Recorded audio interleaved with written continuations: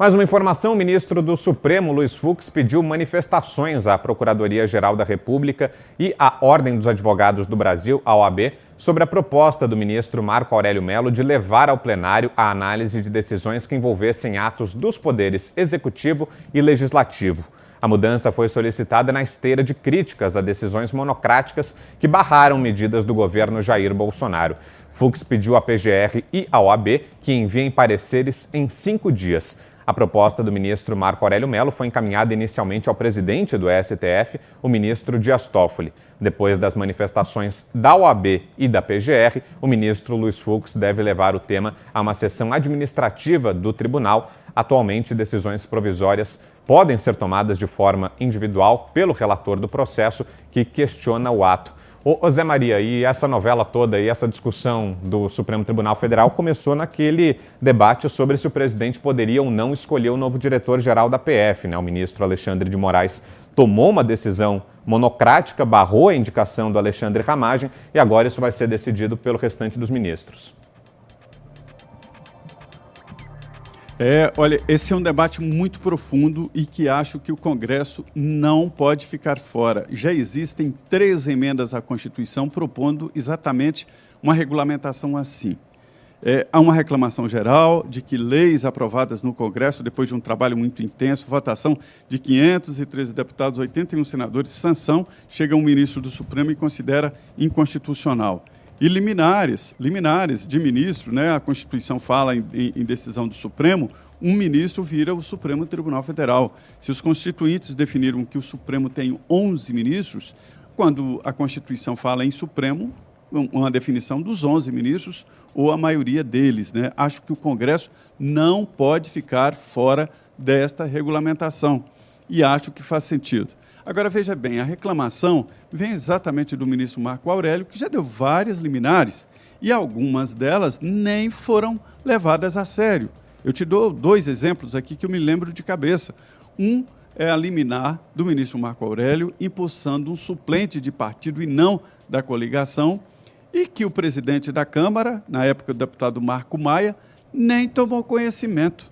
E ficou lá meses, e o presidente da Câmara não deu posse ao suplente do partido e deu posse ao suplente da coligação. E a liminar, assinada pelo ministro Marco Aurélio, caiu no nada. E ele reclamou, mas é o nome do Supremo, estamos falando em nome do Supremo. Não. Outra, o ministro Marco Aurélio deu uma liminar que tirava da presidência o ministro Renan Calheiros. É um pedido de que o ministro Renan Calheiros era réu e que estava na linha de sucessão da presidência da República. Se não poderia assumir a presidência da República um réu, Renan Calheiros não poderia ser presidente do Senado, porque estaria na linha de sucessão. Marco Aurélio deu uma liminar, tirando o Renan da presidência, que também não foi levada a sério. Então, veja bem, olha que ponto chegamos, uma liminar de um ministro tirando, né, afastando um presidente do Senado, né? Vamos esquecer aí de Renan Calheiros e desse debate do Renan Calheiros ou não Renan Calheiros, mas institucionalmente é, no mínimo, muito estranho, né? Um ministro do Supremo afastar o presidente do Senado Federal. Então, eu acho que tem que haver uma mudança e um limite ali nas liminares, que eu acho que tem que continuar, mas o Congresso é que tem que decidir. A liminar, ela é própria de assuntos urgentes e inadiável, e onde exista o tal fumo bonis iuris, que é a fumaça do bom direito, a expectativa muito certa de direito. Então, é preciso ter liminar, no caso, por exemplo, de um habeas corpus e tal, mas num assunto assim, que interfere em outro poder, onde muitos juristas dizem que o ministro Alexandre de Moraes exagerou ao entrar num assunto do executivo, que é nomear, né? Acho que faz sentido fazer a mudança, sim. Pois é, né, Augusto? De um jeito ou de outro vai ter que ter alguma definição a respeito disso, né? Eu quero aproveitar para comentar também a pauta anterior, que eu não tive a oportunidade de validar a chance para dizer que outro dia eu fiz uma comparação injusta, que eu nem tinha notado. Dizendo que a Carla Zambelli, porque eu tenho muito apreço, me dou muito bem com a deputada Carla Zambelli, dizendo que ela tinha agido como uma velha, como um representante da política velha, ela é muito jovem.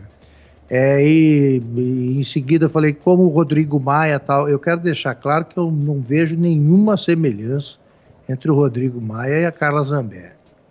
E ela explicou também que ela tentou agir naquela troca de mensagem com o ministro Sérgio Moro, ela simplesmente tentou evitar uma perda, né, para o governo, que seria a saída do ministro Sérgio Moro, que acabou se consumando.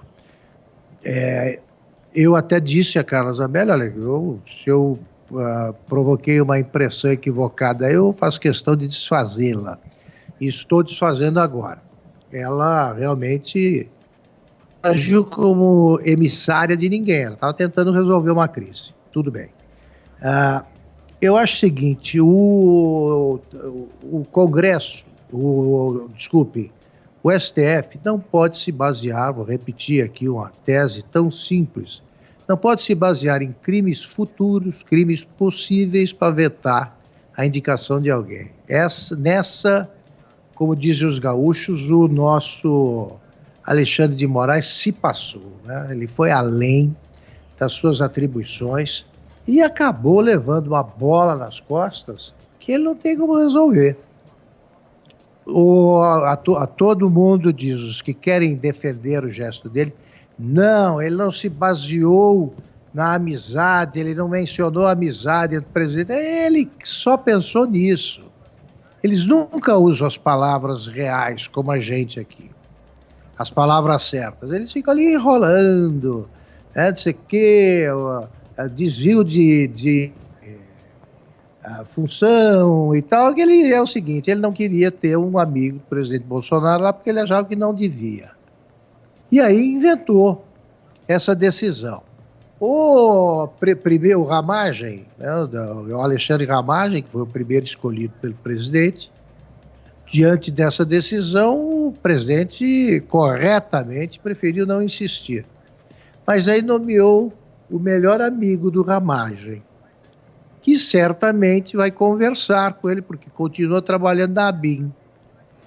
E por que o Alexandre de Moraes não vetou também essa indicação? Porque o caminho ficaria um pouco mais longo, mas leva ao presidente Bolsonaro. Ele não fez isso porque os próprios ministros do Supremo, vários outros, a maioria, reconheceu que ele tinha ido longe demais. Você não pode supor que alguém vai cometer um crime. Você tem de cometido o crime, aí sim tem que esperar. Começa uma relação promíscua entre diretor-geral da Polícia Federal e presidente da República, aí você pode agir. Provocado, o Supremo toma alguma decisão, o Congresso, sei lá, interfere como for possível.